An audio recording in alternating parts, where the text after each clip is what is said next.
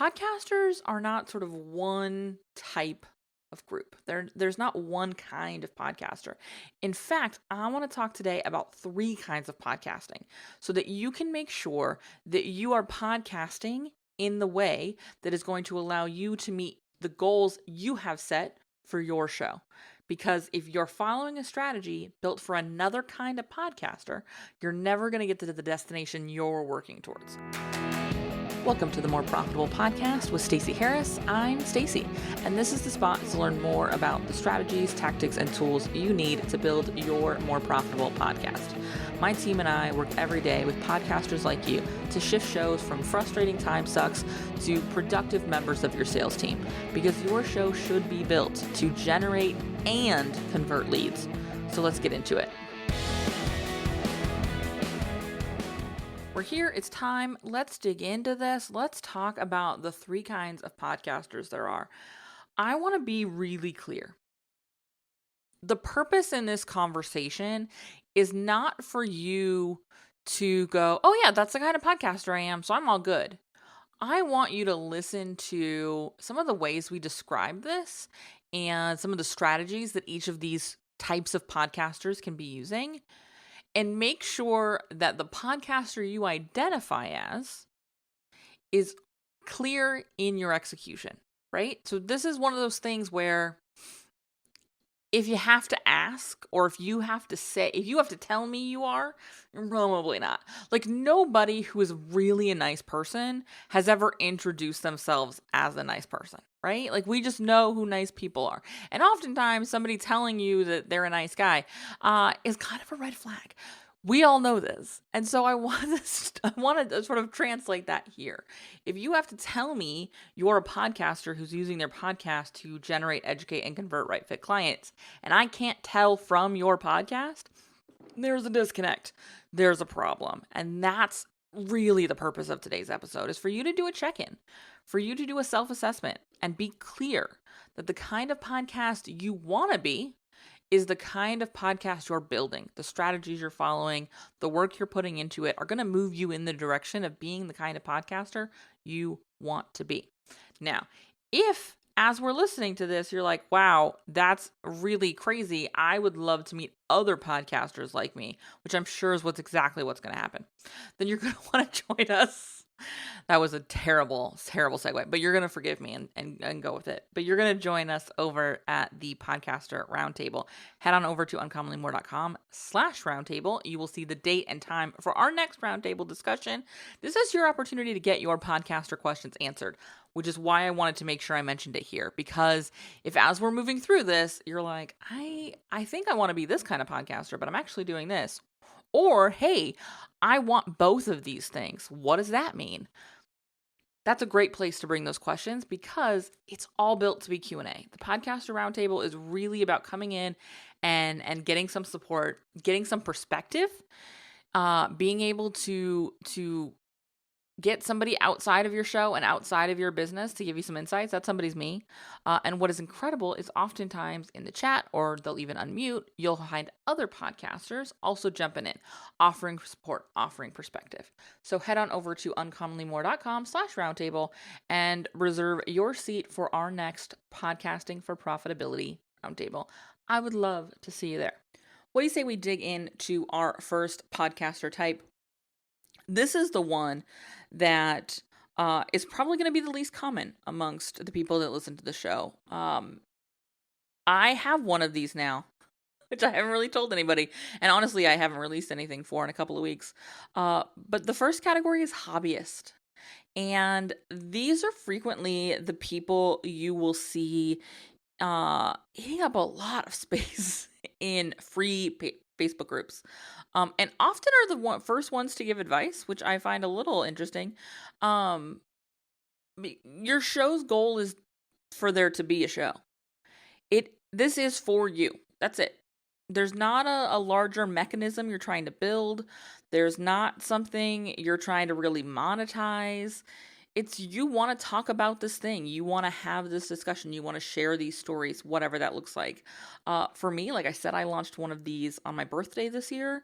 I have not updated it in a couple of weeks. I should do that. But it's interesting for me because I identify as a much different podcaster, as you know, and we're going to talk more about that as we get there. But I really wanted a space that was just for me, and so I decided to do this 1 year experiment. I put a calendar on it. I put a time limit on it, and am really allowing myself to show up when I want to show up. Give myself a lot of space. I'm not really promoting it or sharing it. A few friends have listened to it. A couple people have found it. And it's fun. It's for me. And I talk about really not anything important there. I'm talking about my ADHD. I'm talking about hobbies. I'm talking about stuff I'm into right now. Coincidentally, Schitt's Creek, although an example of the personal podcast I would create frequently in this show, not yet made an appearance on that show. Maybe I'll start a rewatch, and it definitely will then. But it is a place for just me. It has no goals. It has no real rules. I don't need to create anything for anyone else. It's just for me. It's a thing I like doing, and so I do it. And I bring this group up because I find that oftentimes when I find podcasters that fall into one of the next two categories that we're going to talk about, sometimes they started as this. Hobbyist is where they started. And if podcasting is one of those things that has always sounded interesting to you, but you haven't quite figured out how it fits into your business, you haven't quite figured out how it fits into your life, this might be where you start. I highly recommend DIYing these shows. They don't need heavy editing. They don't need a lot of bells and whistles. They just need some basic things, high quality mic. Doesn't have to be expensive to be high quality. Let me be clear. I recommend recording into sort of a software built to do that. If you have a Mac, GarageBand is free on your computer and came preloaded. It's honestly what I'm recording into right now because it is the easiest thing for me to just record raw audio into without any real issues. Love GarageBand for just raw recordings.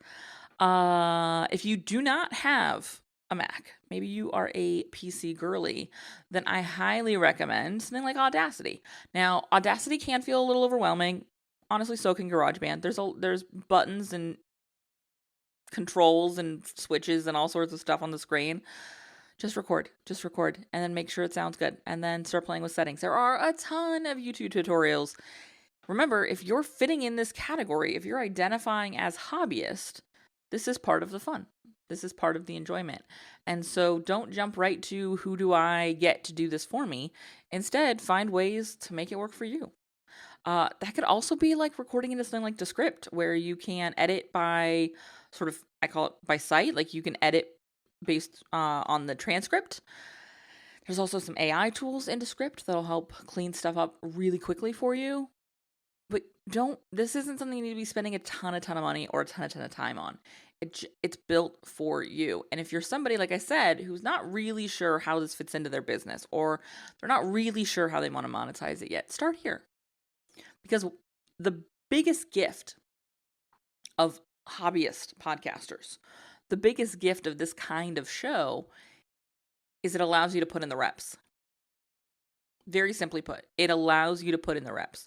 We've all heard about the 10,000 hours for mastery. This is how you get those hours. This is how you get comfortable behind the mic. This is how you start figuring out, mic positioning and frequency and recording process and structure and how you talk to yourself for, half hour to multiple hours at a time to get content done. It's a really good way to practice. It's a great mechanism for getting in the reps. It can be a great place to start. Now that we've sort of got the hobbyists of it all out of the way, let's talk about the money shows. And this is where the bulk of your podcasters are going to land, who you meet and engage with out in the world. It's certainly where most of our clients fall. And like I said, that hobbyist stuff might actually be a secondary show or a first taste before you get into one of these two categories. The first one is the podcast is the product. So you host a show where the business model is the podcast, is generating revenue via the show. And so that looks like monetizing just having an audience. So the business model here is sort of listens equal cash.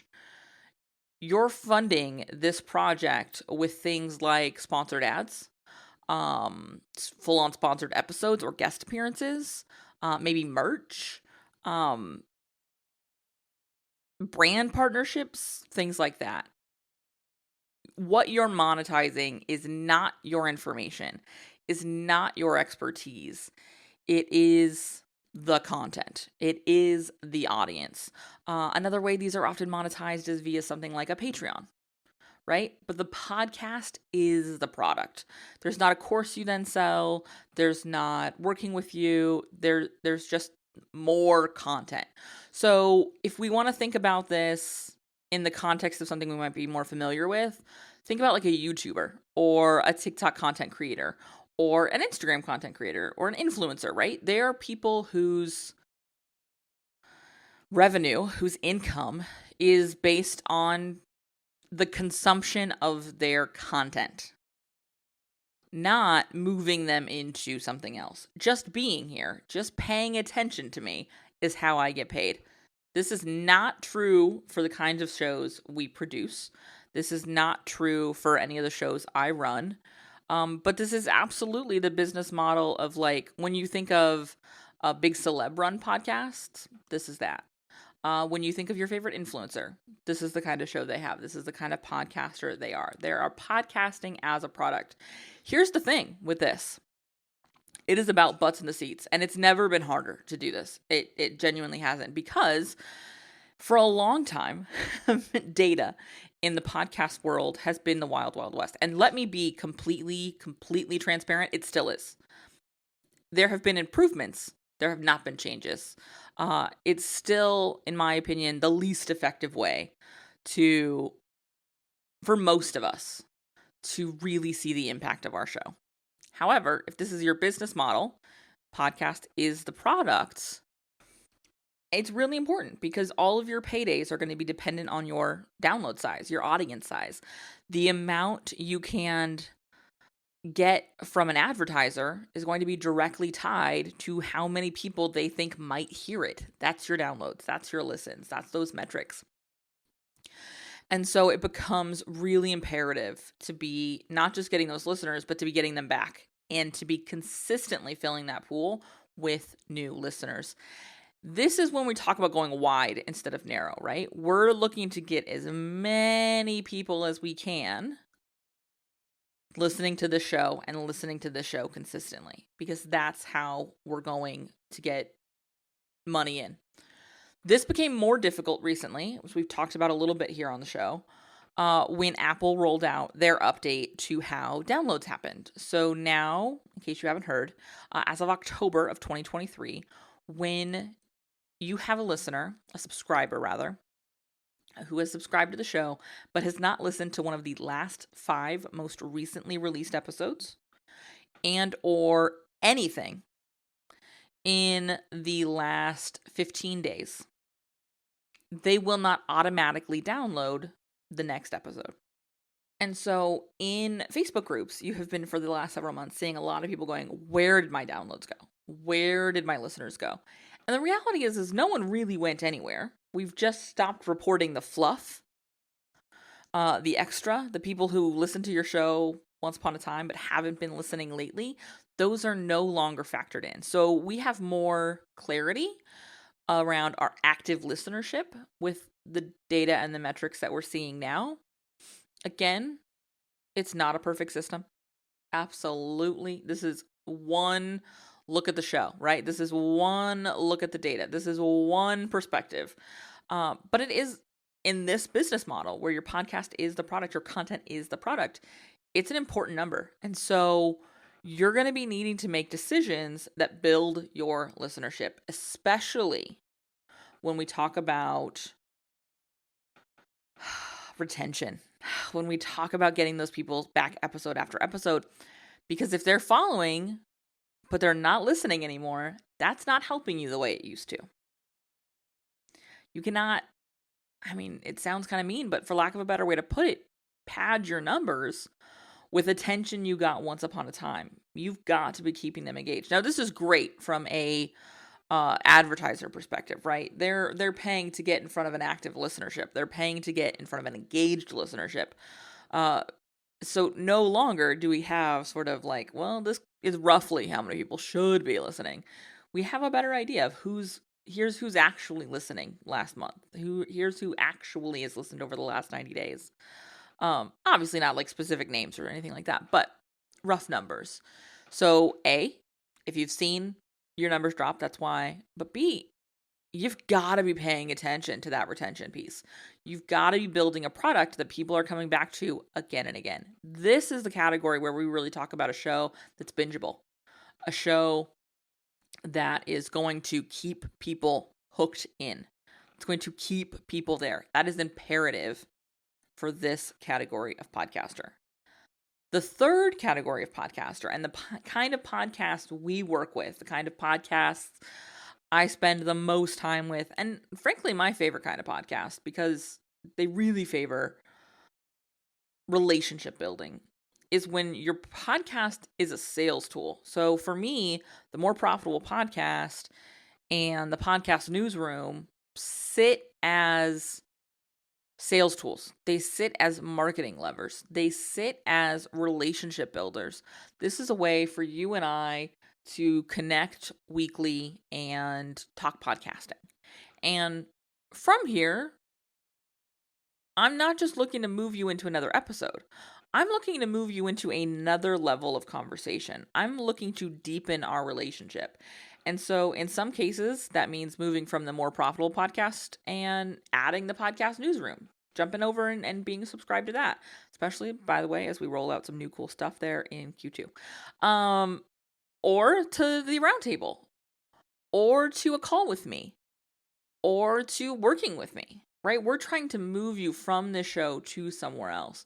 And so, yes, I absolutely have people who have listened to the show for a very long time.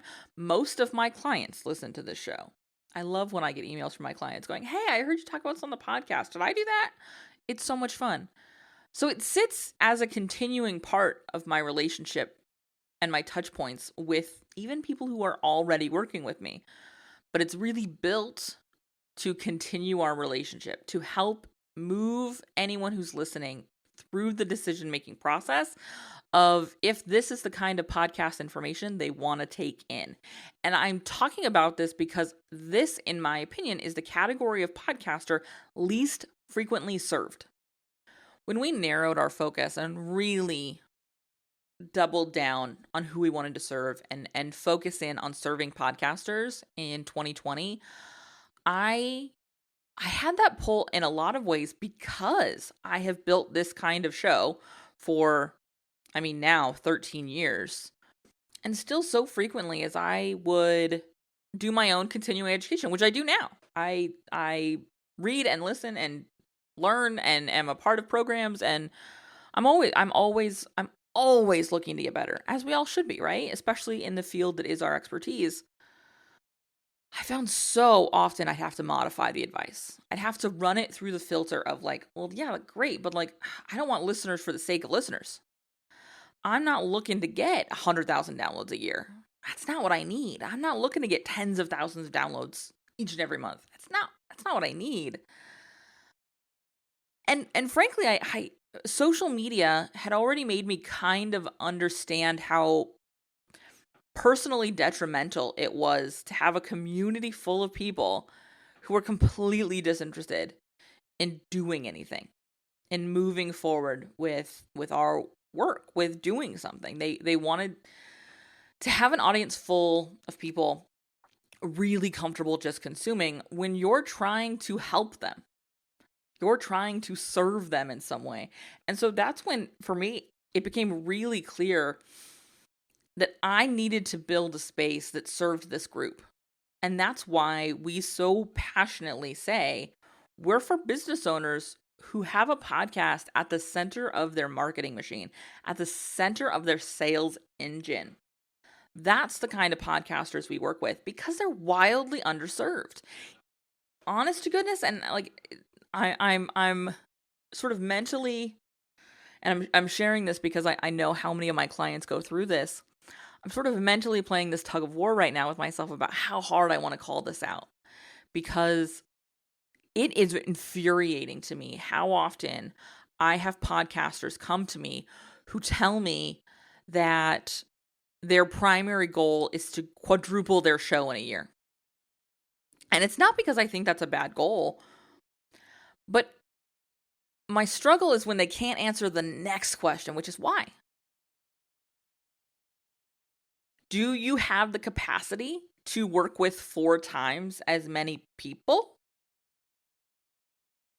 Because if you're telling me that the purpose of your podcast is to generate, educate, and convert right fit clients into your business, but you're looking to quadruple your listenership, but you're already maxed out on who you can work with, why?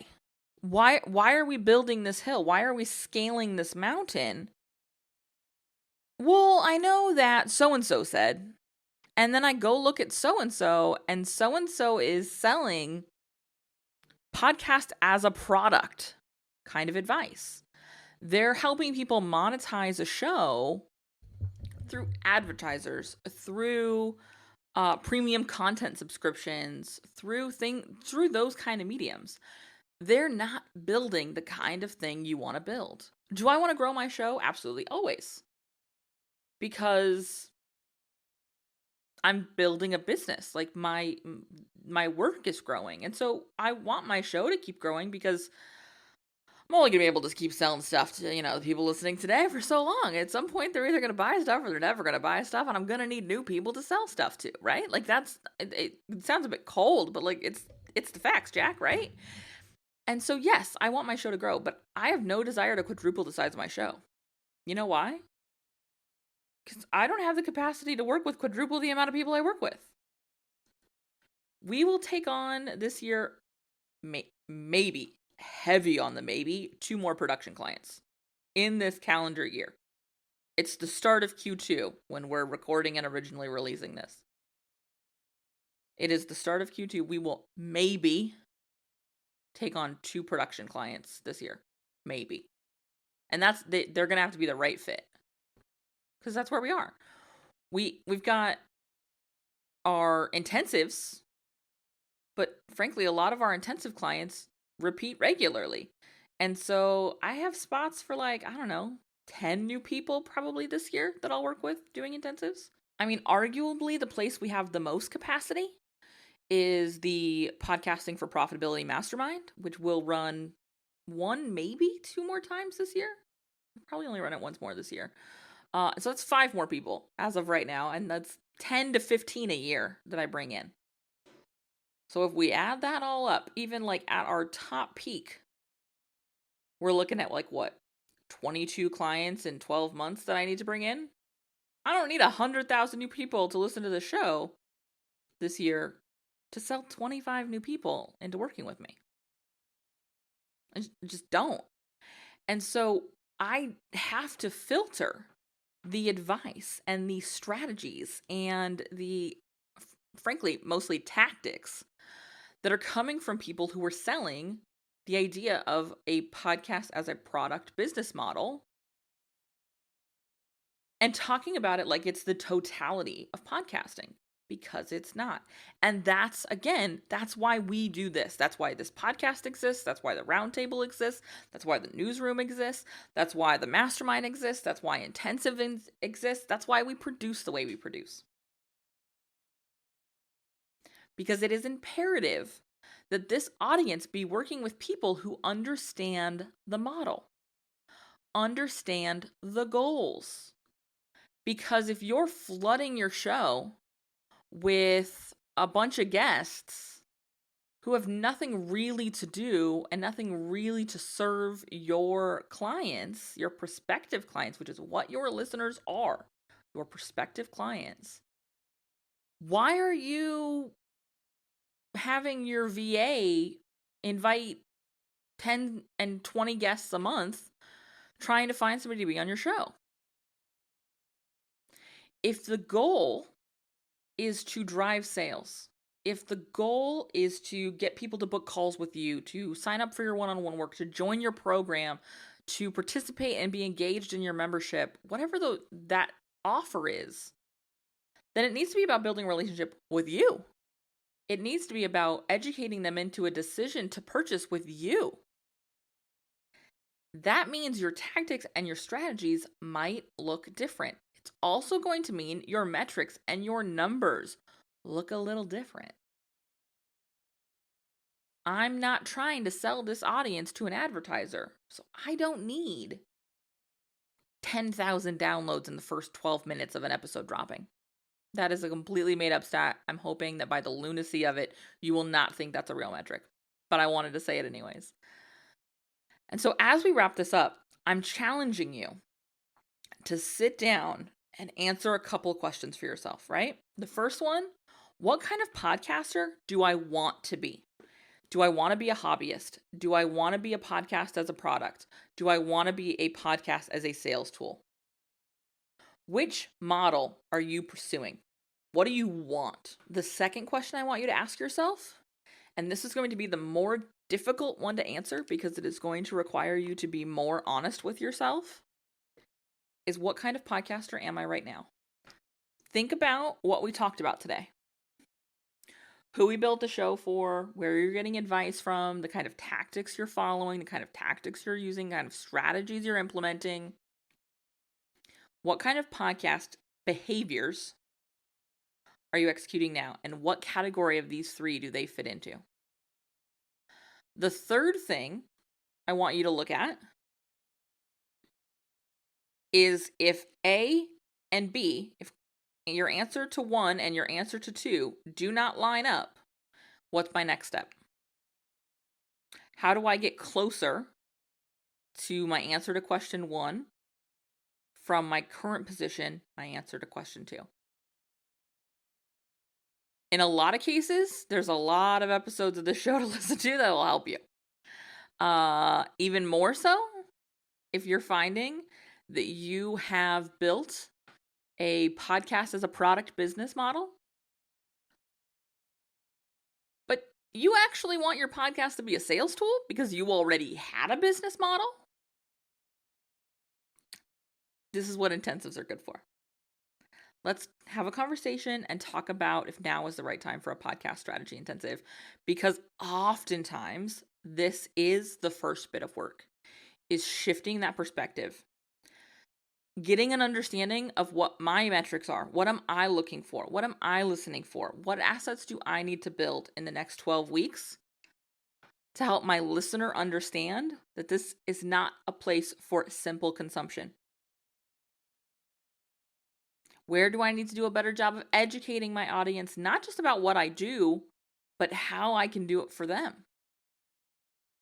This is a conversation we've had a lot recently on the show, right? We're building assets that educate them into a decision, not nurturing them into feeling like they have done the thing, like they've scratched the itch, right? They put the ointment on the open wound and we're fine now. No, we're going in and we're fixing the problem. We're dealing with the underlying cause of whatever symptoms are annoying you. That's what's critical. This is exactly what the intensives are for. And I'd love to sit down with you. We are booking intensives about a month out right now. So I would highly recommend that if you are interested in doing this in the next couple of months, let's have a conversation. Let's get you on the calendar. The great thing about booking out a little bit is it allows for some payment plan options. And we almost always have at least one in the next 30 days if speed is important to you. We almost always can find a spot for one. If you have any questions for me, a great place to ask those, Instagram, head on over there and ask me. I would love to chat with you. I'd love to hear how you identify. So reach out, let me know. Let me know what kind of podcast you have right now, what kind of podcast you want to have, and how we're going to get there. I can't wait to hear from you. I will see you next time right here on the More Profitable Podcast. See ya. Thanks so much for listening to the show. Remember that content consumption does not make changes. So commit to doing something from today's episode. Maybe it's taking action on what we talked about. Maybe it's reaching out to me and learning more about podcast strategy intensives, or what podcast production looks like with our team. All of that is over at uncommonlymore.com. And if you haven't yet signed up for the podcast newsroom, I want to remind you that is a great next step. If you're not really sure what comes next, hang out over there. Get those exclusive private episodes. That's over at podcastnewsroom.com. And the last favor I will ask, because social proof is endlessly important for sure, is to leave a rating or review for the show. If you go to ratethispodcast.com/more, that's the easiest way to do it. But I would love to hear what you thought of the show, what you think of the show, and if the show has been helpful for you. I can't wait to chat with you. So this is just the start of the conversation. Reach out so we can keep it going. Talk soon.